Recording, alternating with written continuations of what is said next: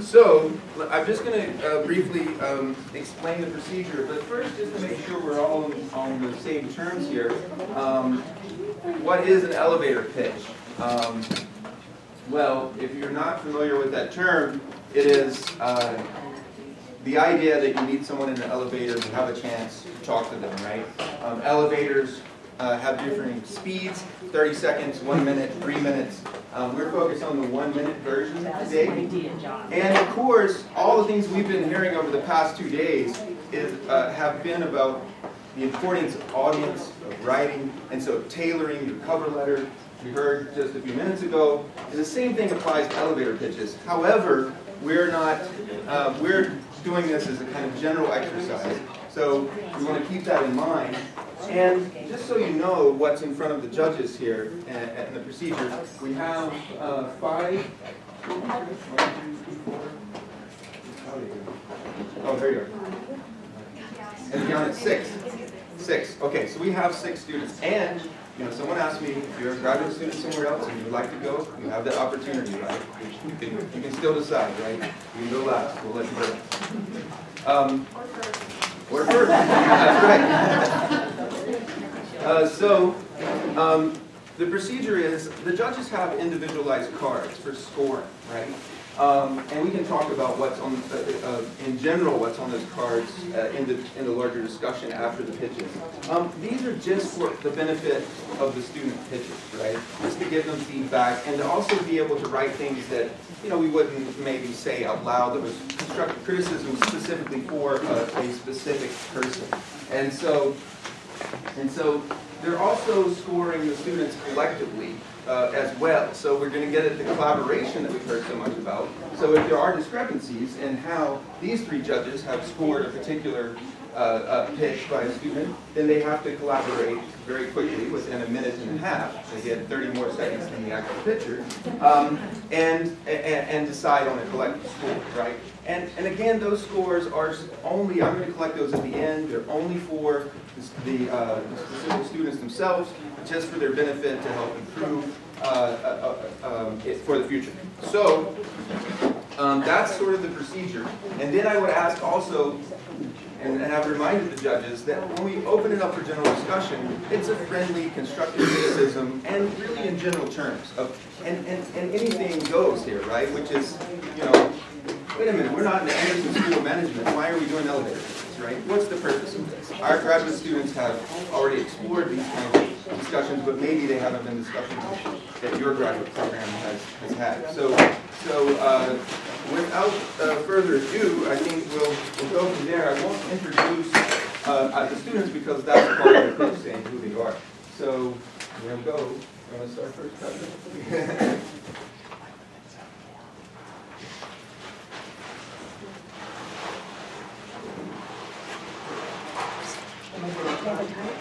Yeah. Do you want me to time?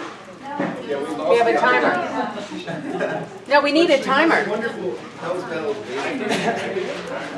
Who's going to take? We got a timer. Okay.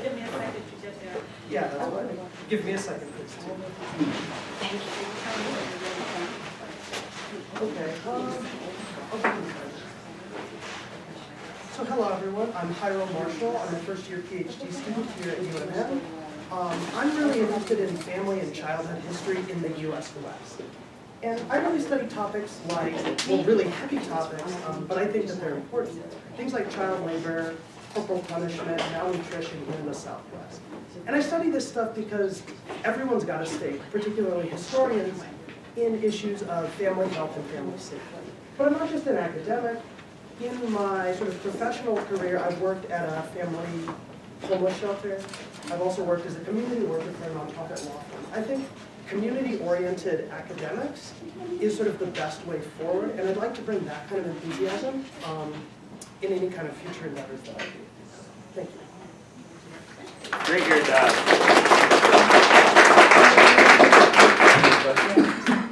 So you have 50 seconds. So we need a minute and a half now for the judges. Score individually and then collectively. Do I stand up here and get grilled, or can I get grilled at my seat? Okay. Thanks a lot, Heather.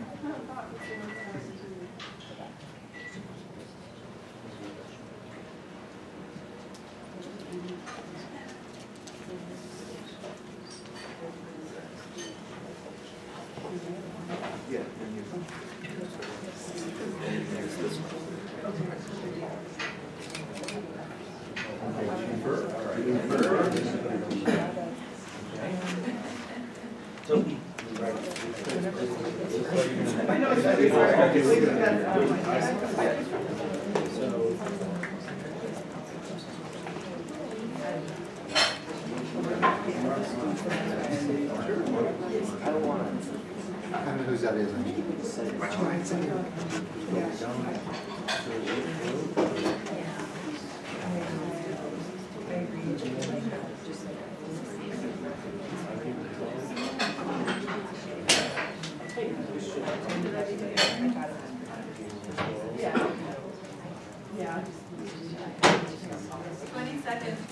20 seconds, judges.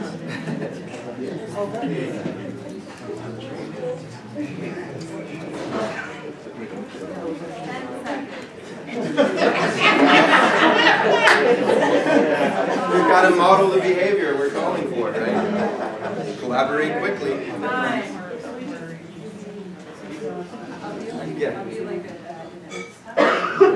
Yeah, just put it up, hold it, put it inside, put the name on there.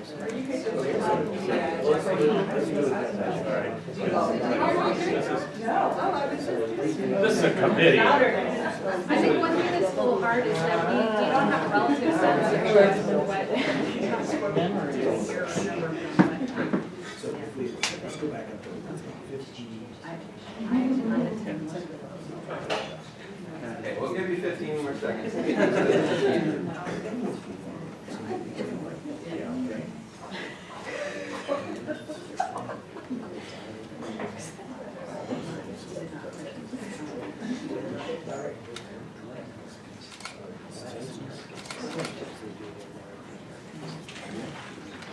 You're right.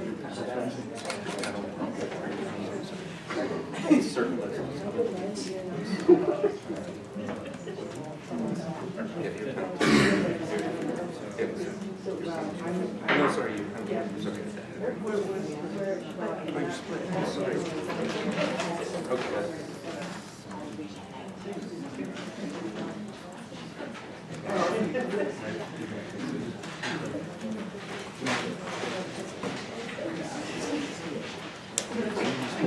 I'll just keep them all.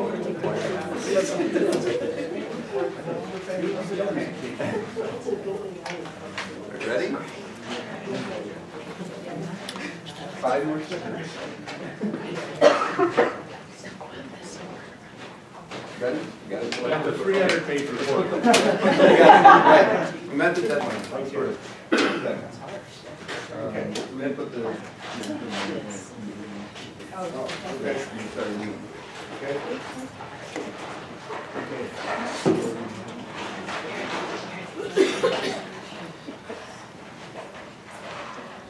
I'm actually going to preface my elevator pitch because I think it's helpful to know exactly the type of person I'm pitching. So right now I'm most interested in a teaching public history position. All right, so if I find someone in an elevator that pitch, this is meant for that person. Okay? So I am Jordan Barrow. I hold an MA in public history and I am currently a PhD candidate in the Department of History at the University of New Mexico. Being both a public historian and an academic, these two identities for me have always been tied together. Starting as an undergraduate, I have experience working in archival management. During my MA program, I served as a board member for the California Council for the Promotion of History, in which I conducted legislative research, particularly on historic preservation. And currently, I am involved in oral history. For my dissertation project, I have focused on a gay and lesbian history in New Mexico, and I realized that there weren't enough sources for my project. So I started an oral history project, and I'm now the oral historian for an LGBTQ archive. I am looking for a public history job that combines my academic training with my public history techniques.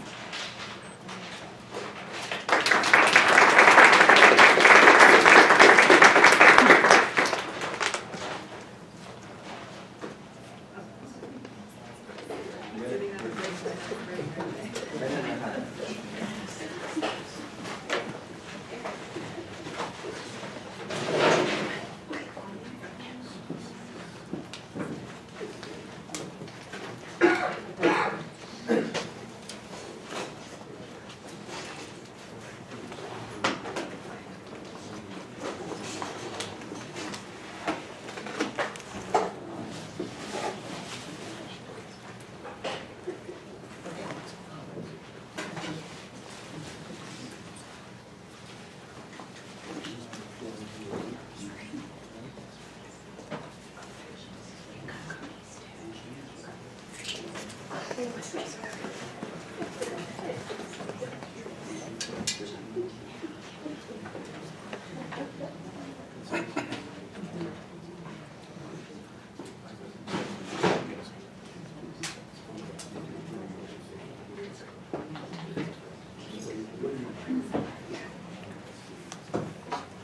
going to pass around the cards. You can just pass them around, look at them, right? So, you know, these aren't just for candidates, it's just so you can see what the judges are doing now. Just pass these around. It's just for information purposes to look. Please don't write them. 5, 4, 3, 2, 1. Thanks. 5.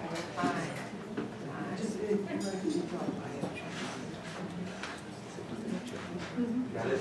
2 more seconds here, judges. Okay.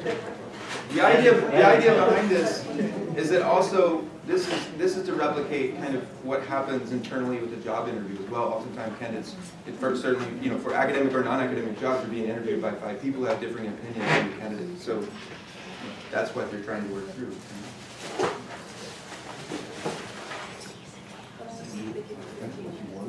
What's that? Yeah, they have a lot more time to collaborate. They have 5.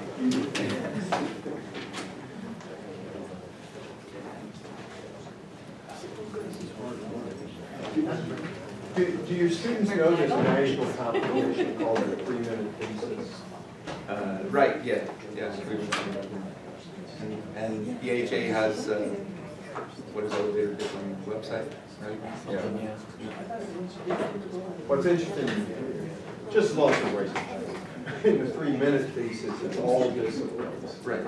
And it starts with the campus competition. And you'd think that people in history and humanities would eat it up because we've got accessible topics.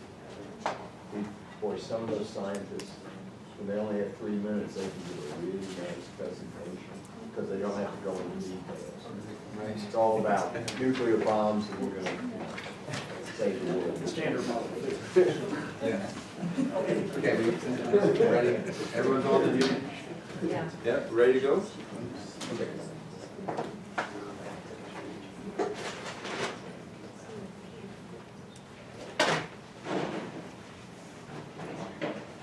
Good.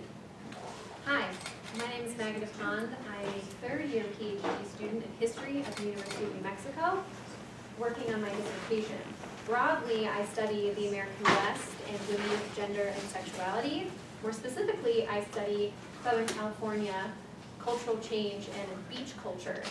After I graduate, I'm interested in several fields: teaching, research, or publishing, and I have experience in all 3. Researching my dissertation as a teaching assistant, and currently working at the New Mexico Historical Review as an editorial assistant. At the NMHR, I also manage what small social media presence we have. Please like us on Facebook. And as a side project, I also write XML code for a small publishing company called Publish Green in formatting their ebooks. I'm interested very much in how to apply history outside of the academy. Thank you.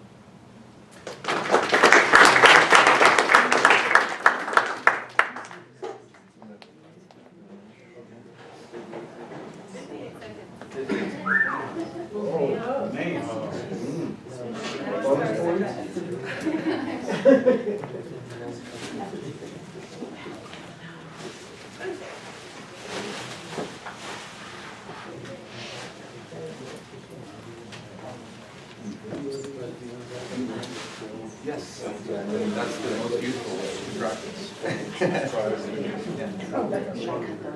In case you didn't hear, the question was, do you videotape these, right? And yes, and my answer was yes, that's the most useful way to practice, right? To see yourself.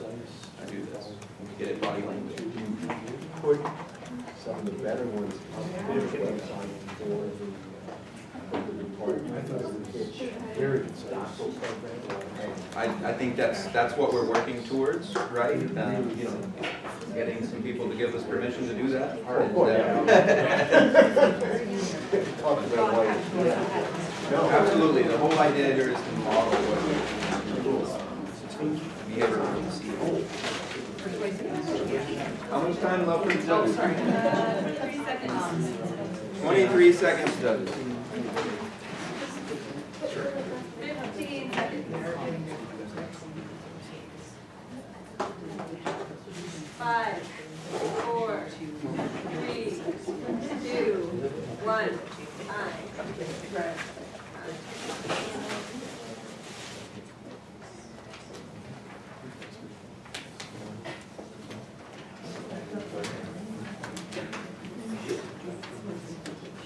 Okay, we're almost. Hang on a second, hang on.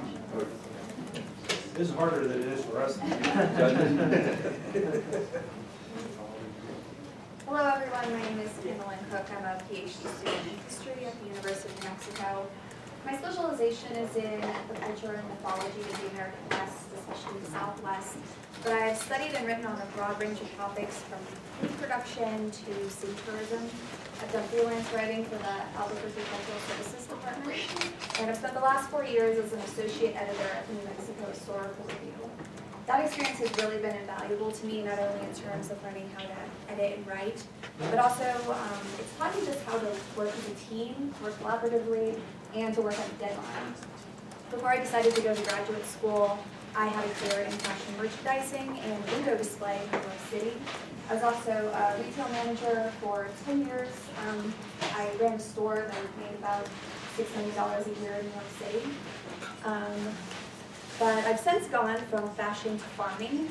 Every summer I work on my fiance's organic vegetable farm, and every Saturday we spend time.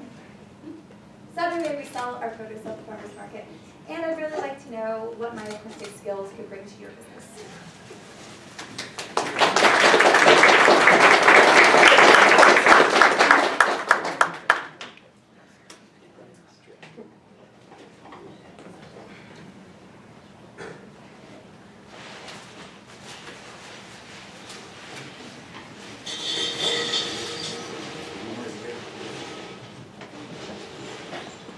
Still, the offer still stands for other graduate students, right? You got a chance to go, right? It's the last offer. You wanna do it?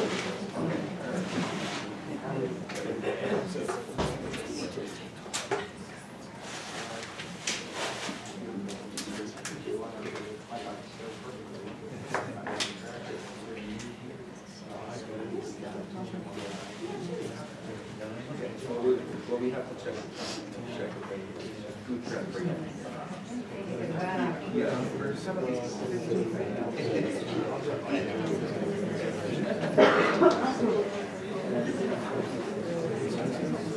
Any of you from elsewhere, have you been doing this in your department, graduate students? Have you been talking about this?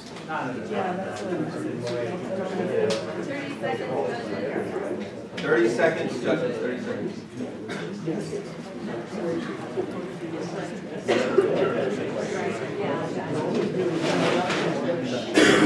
Yeah, she doesn't know.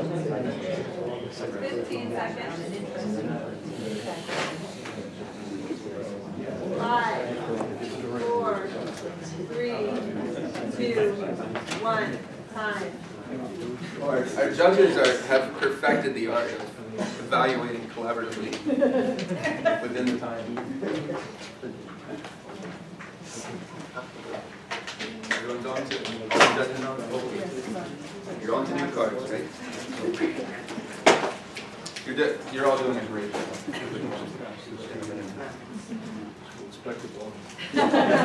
Absolutely.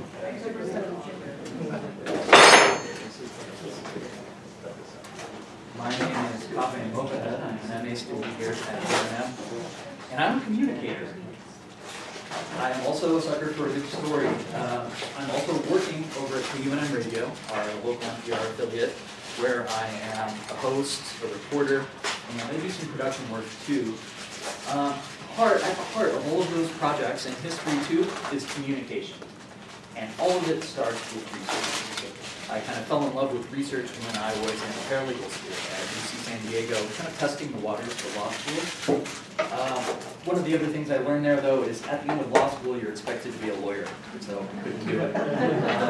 With history, though, my kind of desire to explore and to find new ways to think critically has been fostered.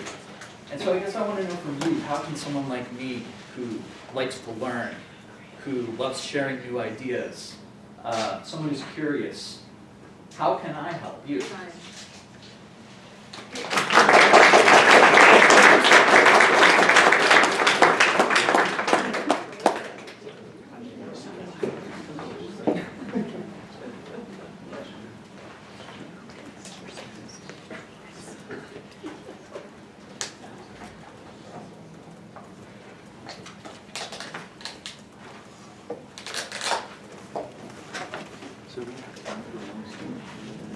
Sure.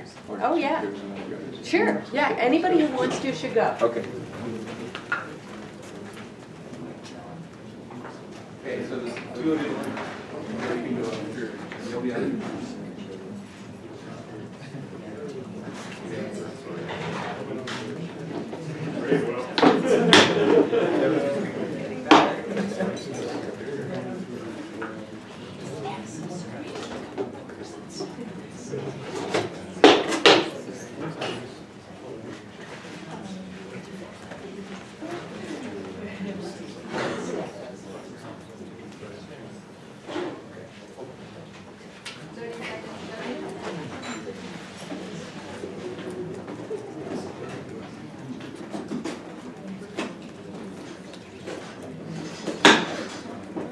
You can also talk about, you know, these things in general, right? And questions you have, right? While we're waiting on the judges. Who's a DJ?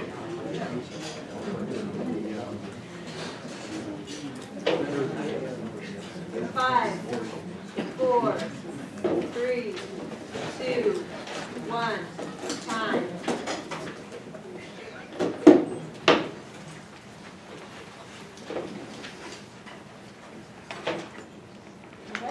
Hi, I am Gianna May. I am a first year's master's student at the University of New Mexico History Department. I am currently studying 20th century U.S. West with a focus in women and gender. I'm also really interested in healthcare in the West and basically how the professional healthcare and traditional healthcare intersect and how they interact across categories of race, class, and gender, and also how these manifest in public health reform efforts. In addition to this work, and in conjunction with my own academic work at the university, I'm also interested in video games, researching them, and making them. So one of my more recent projects has basically been to work with the Albuquerque Museum in a collaborative project with a team of university students to basically create a game with the, that goes along with the Along the Rio Grande exhibit and which follows along the conclusive of our narrative. And in this, we basically wanted to try to encourage children who visited the museum to first off engage with the exhibit at hand and also connect the artifacts on display with the artifacts on display with the history that it represents.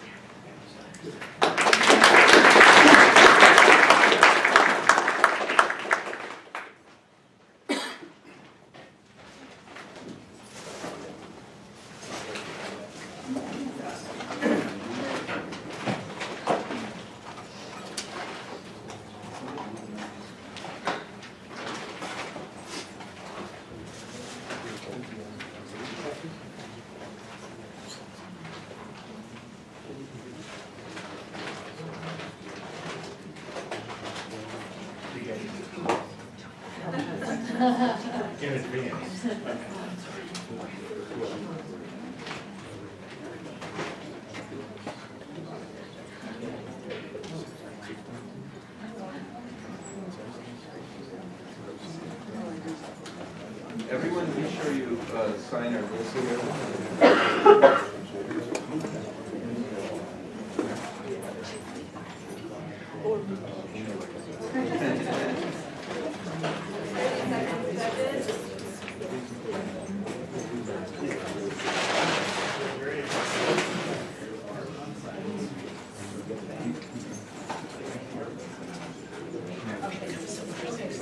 15 seconds.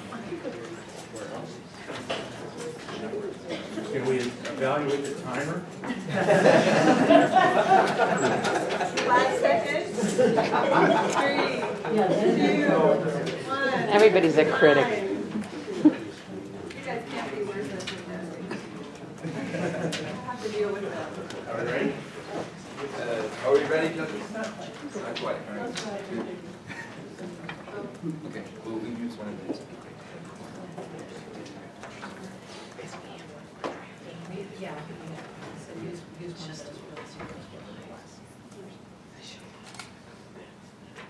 Okay. Hi, my name is Kevin Bertram. I'm a second-year master's student at Northern Arizona University. That's 4 hours west on I-40.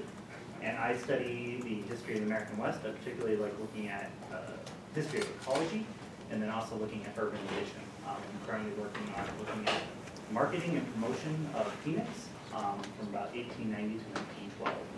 Phoenix is a much smaller community than it is today. In my day job, I actually work in marketing itself. I market at the university, and I manage a large-scale marketing contract that the university has to promote our sustainability programs throughout our colleges and sustainability research. That gives me great communication skills along with my journalism background, and I would certainly be happy to lend those skills to any sort of workplace and really apply myself and my passions to what you do.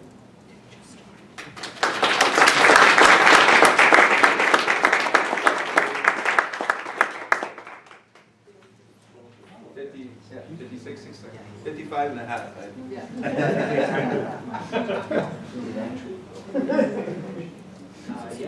He was born on an elevator. In Flagstaff, I don't think we have an elevator. If I get 15, He's got a clock in his head. Yes.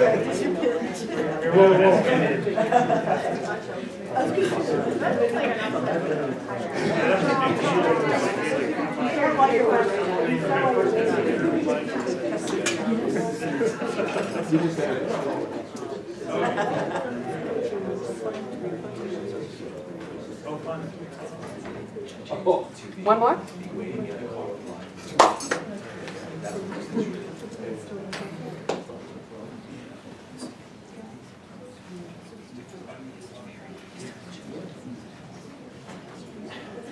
Don't forget to put in your email address, 30 seconds, judges. name and contact.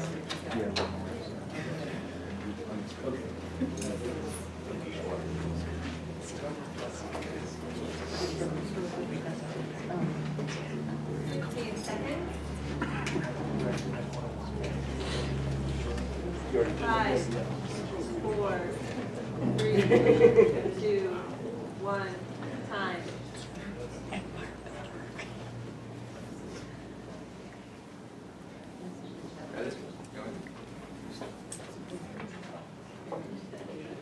Okay, all right. Okay, all right. Okay, we ready over here? We were born ready. Right answer.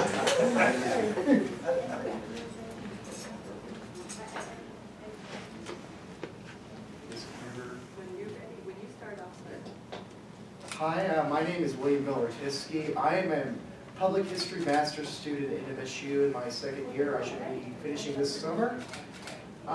I consider myself at a personal level a tech enthusiast, and I try to combine my academic pursuits with my own personal hobbies.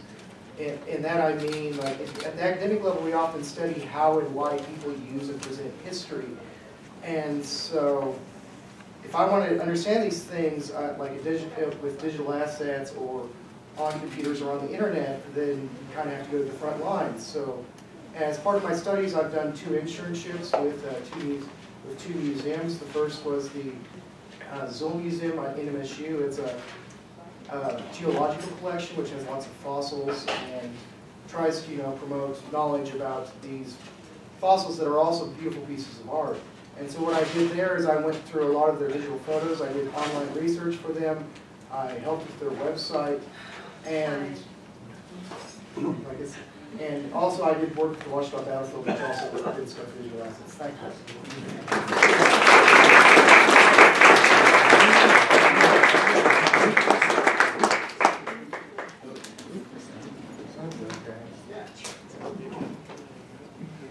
Okay, we have one more, and then it'll be for lunch. I know everyone's probably ready.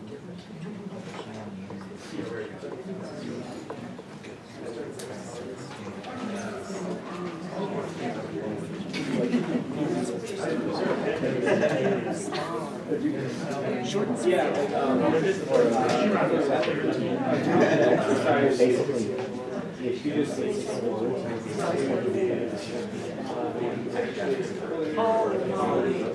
because you have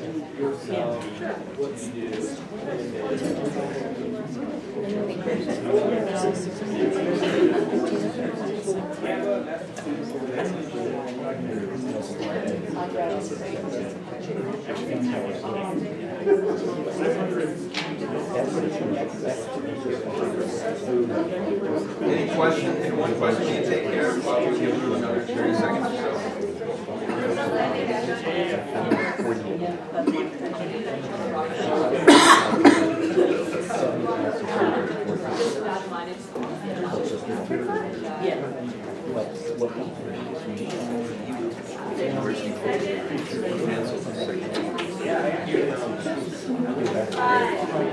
No, I didn't.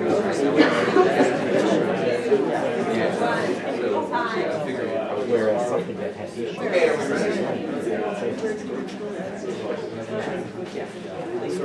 The last one, right? No, I thought it was that.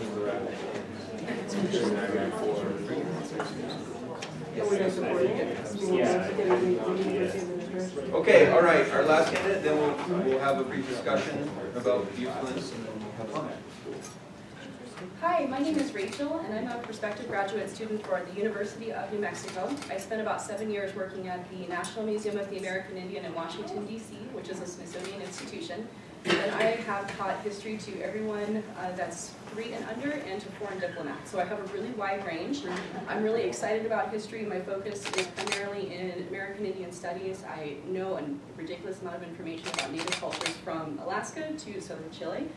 And I would love to bring that kind of energy, enthusiasm, and knowledge to the University of New Mexico. So thank you for your time and waiting for lunch.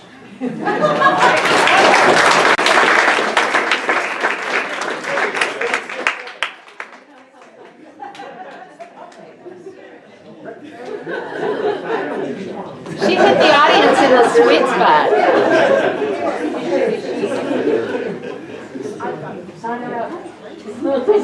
Okay, so if you have a general question now about the usefulness, now's the time. We'll let the judges finish, and then I'll ask them for their kind of general comments, what they saw, things to constructive criticism, that kind of thing, and then we'll open it up again to you. So, anyone have something they want to comment, or I think your comment was very good. Could you repeat that?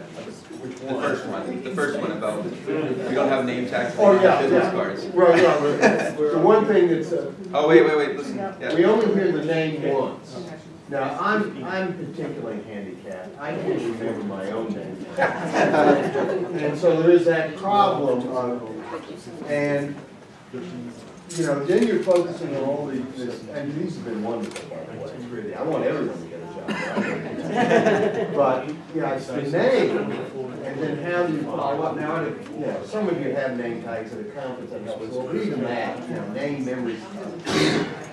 I'm wondering, you know, I've had graduate students with their own kind of business card with them. And that's the next, you know, if the connection's there, right, good. You know, something so that if you made that positive impression, then they've got the way to get in touch with you. Okay, so the point was, again, you know, having business cards and being able to follow up immediately, right, is a key element of this, right? I couldn't agree more. So can we hold that till the judges say, are you guys ready? Yeah. Open up? Okay, so we'll open up the general comments, and so we'll start on this side. And then, Okay, I'll stand up so I can talk. You can hear me? One of the things that's kind of a pet peeve of mine with people is that they say I know it's hard to learn not to do it, but even our radio television guy says Don't use Most of our people didn't even ask for a job. Only one did. Rachel didn't tell us her last name, but I remembered it because I didn't have to think about how to pronounce or write down her last name. And she had a lot of excitement. So, those are some of my comments. I thought this was great, and I hope that it helps. I would imagine that I think that you need to say what you want first. Like if you start with your CV or your credentials, then I don't know what I'm hearing. So tell me what you want, and then tell me why you're such a fit. it happened. So is the context here that they're trying to persuade someone to hire them? Is that? Well, admittedly, as I said, this is a flawed process because it would always be tailored, right? Even if you have to prepare 1 minute's time to see that person at the conference or whatever, you know who they are, you've read their bio, you know what work they do, you've heard what we've been saying the past 2 days, do your homework on the place, right? But, we can't really do that. Some of them could, we left it kind of open in general, right? So. Just as a practical matter, I think the way you use an elevator conversation more broadly is to start a conversation with somebody that goes beyond the elevator. And so getting quickly to the point, I mean, in those settings, you're not trying to persuade them to hire you or admit you to your program, but you never know. I think going from the people who went from the general to the more specific, like I am an MA student in history and I'm studying this broad subject area and my particular focus is X. I think that was kind of helpful for a stranger, just sort of understanding who you are and what you're doing. That worked best for me. I think as an introduction it's good, like if you were gonna, you have to sit down across from the table and learn something, but I do think if you really want something from me, you better tell me what you want. So I know why I'm understanding. Do I care if you're a grad student, or are you buying drinks tonight? What are we doing?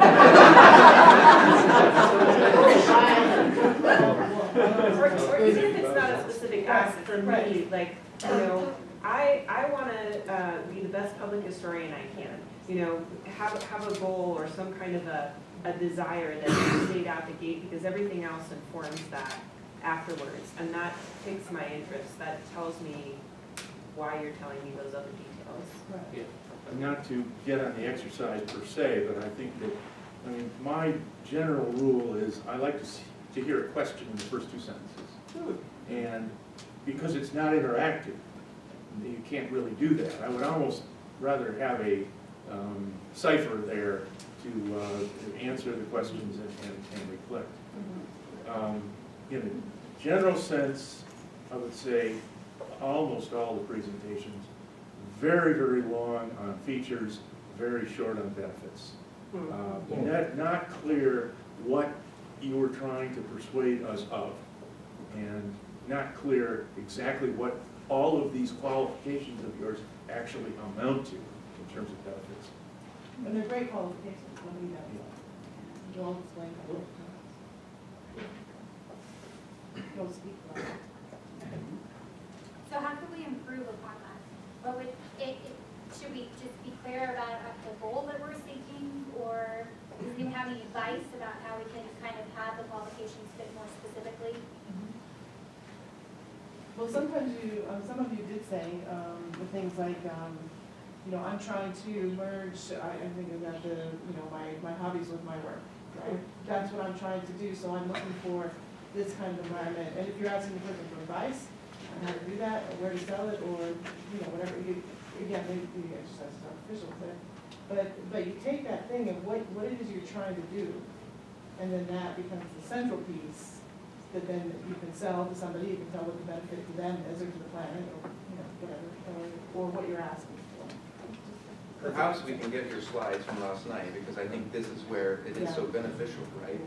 To take that very practical advice that you gave us last night, using Tom Brady's resume, right? And turning it into, translating it into not only skills, but character traits. Right? So I'm just thinking about being a learner as, one of the themes of this conference, and having learned about the importance of collaboration and communication in this earlier session this morning. And I know you guys all had practiced your pitches before, and you were really conscious of the time. But if it had been me, I might have thought about how to incorporate something from that thing in the morning. To tweak the presentation, maybe drop something out. So, I loved, working at the New Mexico Historical Review has really shown me what teamwork means, both the challenges and the delights of it. And I'm like, oh, okay, I got that. So just, build on what you've heard and be nimble that way. And, be ready to improvise in a minute. They might pay you more. I would say the word enthusiasm, or I love, or I'm excited about, goes far further than all the description that you can pack into something like this. And I really only heard, I think, one case, which is the last one, where that was front and center in the presentation. That's a little bit contrary to what we're told when we write a cover letter, right? You don't want to say, I'm passionate about history in your cover letter. So does that change when it's a face-to-face exchange? Yes, absolutely. It's not a cover letter. Well, the other thing is that there's a difference between showing and telling. And I think that advice in the cover letter is different. When you're speaking with someone, you can show, you don't have to tell them you're passionate about anything. If they can't tell, I mean, even though not all of us are passionate about things, if you're trying to communicate passion, it's generally not a good idea to tell them. You can show it. And I think that's much more effective. And just to complement all of the presenters, you should notice that I agree with the comment about trying to strip out the ums and the ahs, but do notice that most of the people who have commented and critiqued your presentations have also used ums, ahs, and you knows. So I want to compliment you on your ability to do this and remind us all of our own humility as we critique. It's very hard to strip out the ums, the ahs, and the you knows. Revenge is One thing that occurred to me is, how you get to the situation where you have the chance to use some of this effectively. And we're saying an elevator talk, but let's face it, that's one of the more awkward and often off-putting opportunities. I think more typically, I was just trying to think through what I've done in my career with my students. I'm often introducing my student to someone where there's a potential for a connection or a job. And so there is that initial, exchange between peers and then the handoff. And that's often a fairly, productive opportunity. That's going to happen often at conferences. So Virginia, you do this a lot, I know. This is where, so it's not exactly the elevator talk, but that's one of the rich opportunities. And so that you have to be tailored a bit to that kind of handle. So maybe next time what we should do is do a schmooze.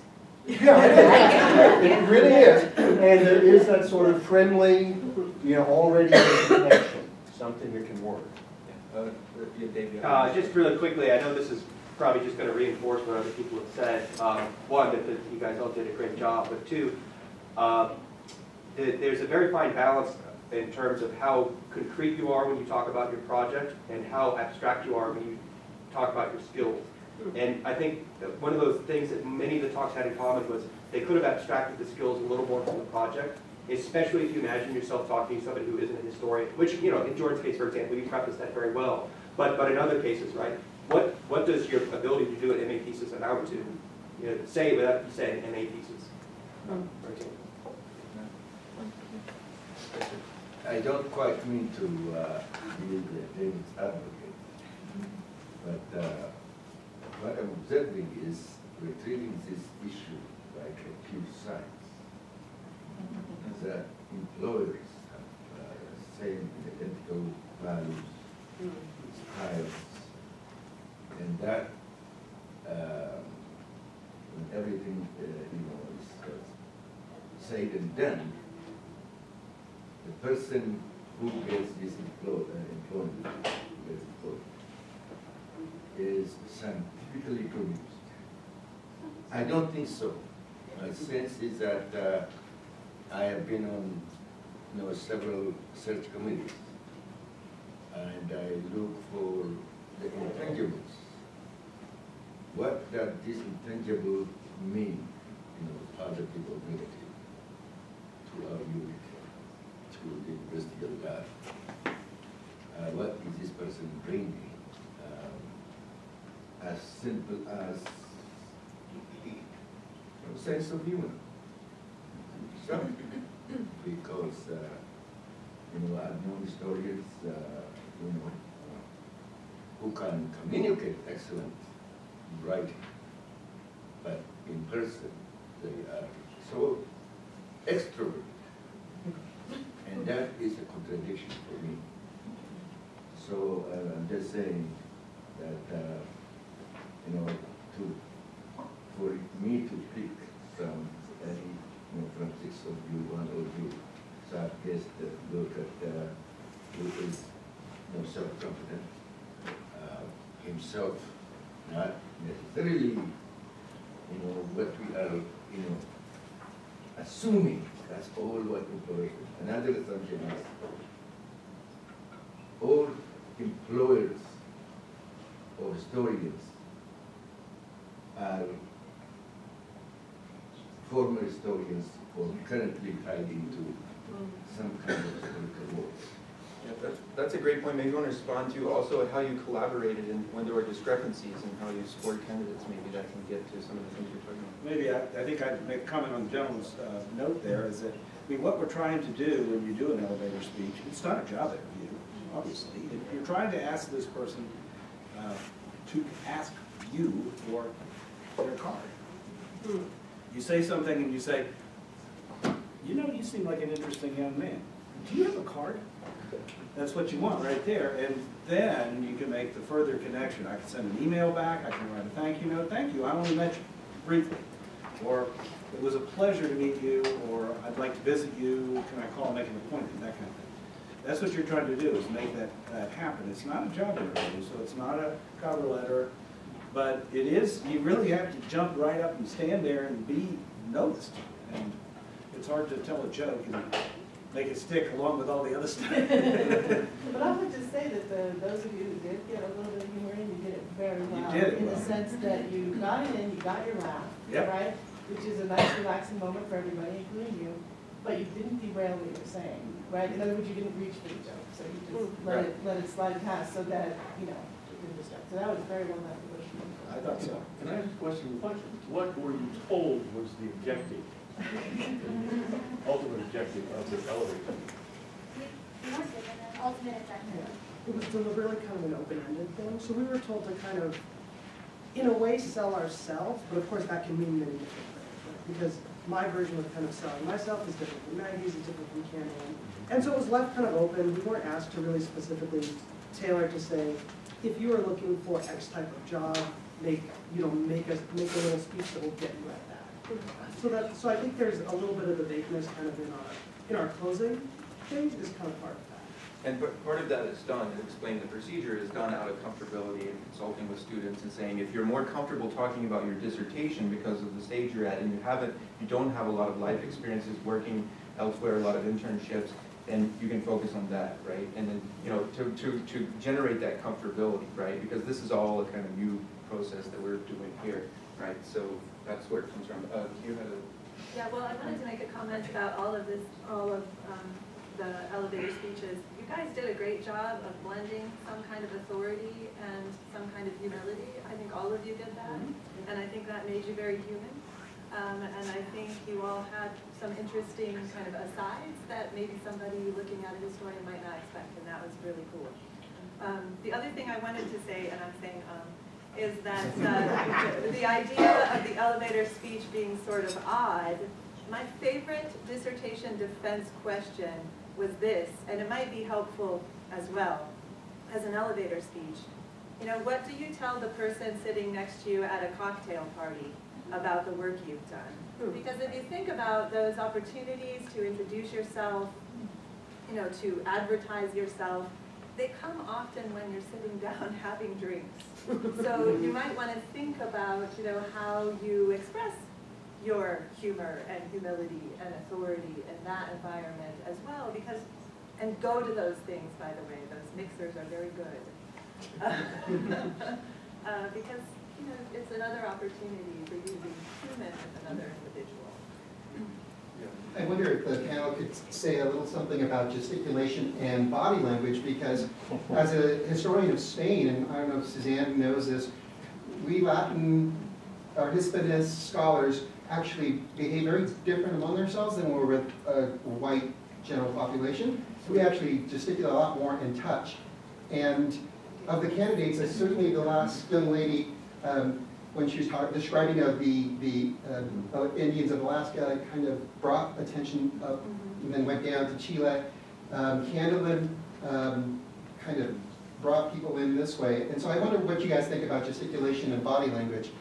And is there a difference, you think, with, you know, a racial expectation for Hispanics, for instance, or non-whites who are a little more reserved? I don't know about the second part, but I wanted to make a comment about body language, which is, I think that there was some very effective use of body language, and then there are also several of you who I could tell you were more nervous because of your body language. I think it's really important. I think it can be a really useful tool when you're giving a presentation, if you are in your body. And so I think whatever your comfort level is, if you're nervous and moving makes you more nervous, don't move. Let your hands hang at your side. If you're somebody who does have the ability to be slightly more dramatic, use body gestures to your advantage. But if you're not comfortable doing them, don't do them, because it will backfire on you. But I thought that there was really good body language. There was very good use of humor, and then I also thought that there were several folks who incorporated a little bit of storytelling, which I also just wanted to say that that was really nice, and I felt very effective at drawing me in and making what you were saying more relevant and human. So. I think, first of all, I have issues with the stereotype, because anybody who's lived in New York knows that Jews and Italians speak with their hands. So I think that the use of body language is a far more complex than just Hispanics and whites. I mean, it's more situational, I would argue. You don't speak with your hands at a cocktail party, because there are drinks around. And so I think it's a matter of being intelligent about situations and also reading the other person. This goes back to yesterday, Bob's emphasis on listening, and that's part of the listening, is knowing when to do what, knowing what situation is appropriate. The one thing I would add is some people did summarize their dissertations who were writing dissertations and some did not. And I think it's important to be able to do it without getting into the weeds, so that those who did, some got way too far into the weeds. And being able, if you assume that you have a minute to do this, you have to be able to summarize your dissertation in under 20 seconds. And you have to make it clear why what you've done is interesting and important in under 20 seconds. I wanted to just make a comment about eye contact. I watched our presenters. Some looked straight at me occasionally. I know this is a big group, and we have 5 of us that were doing this, but some didn't. Some looked up, like trying to explain, and it's a habit, I'm just talking, and that doesn't do anything because you can't connect with someone. I think eye contact is another part of the body language part, and I even made a comment on a couple of sheets about eye contact, or just stand still, or don't slump, don't slouch, stand straight up, stand up straight, and look at me when you're speaking. Just sort of common things. And you? Yeah, I just want to tie this exercise to like a broader theme in the conference about rethinking the way we teach history. I think like almost a problem with the structure is we're so based on research, like dissertations, even getting a master's, all about research to get out of becoming an adjunct and hating your life, to really get out there. It's all about publications. So what we do is to train people to sit in rooms all by themselves and stare at machines. And we assume that somehow they'll be able to teach, and that's not always the case. The 2 best things I did as a master's student is one, I did an oral history project with coal miners in Utah who don't believe in global warming. And it was like this contentious issue, and I had to talk to these people and like bridge this divide. And the other good thing I did is I got to work with the Park Service doing interpretation. And the first talks I did were like way up here, and nobody knew what I was talking about. And I had to be like, okay, well, how do I actually communicate what I can do with people? And I think anything we can do as educators to like push our students in those directions and like encourage people to undertake those kind of projects, work on those general communication skills, because otherwise we get so just into the details of our research that we spend our time with that we really don't connect with folks. Good pitch. But you know what?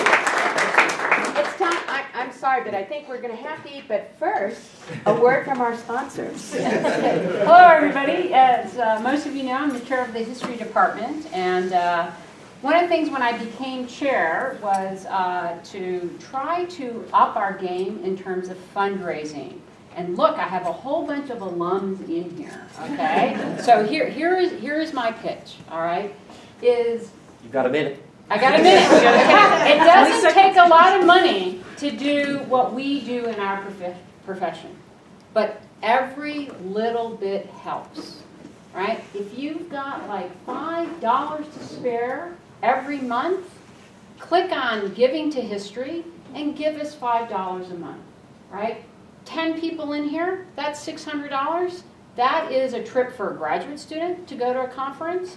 It is the ability to rent a bus for Luis Campos's Atomic America class and take them up to Los Alamos, okay? So let me say this, every little bit helps. So if you can somehow, you know, just click on that site, it makes it super easy. There's lots of different scholarships you can donate to, or you can just donate to the Cherish Fund, all right? So that, pardon? Say it again. History at unm.edu on the right-hand side. Giving to History. Click on that. It goes right to our foundation page. Pick your foundation account to donate, but donate today. All right.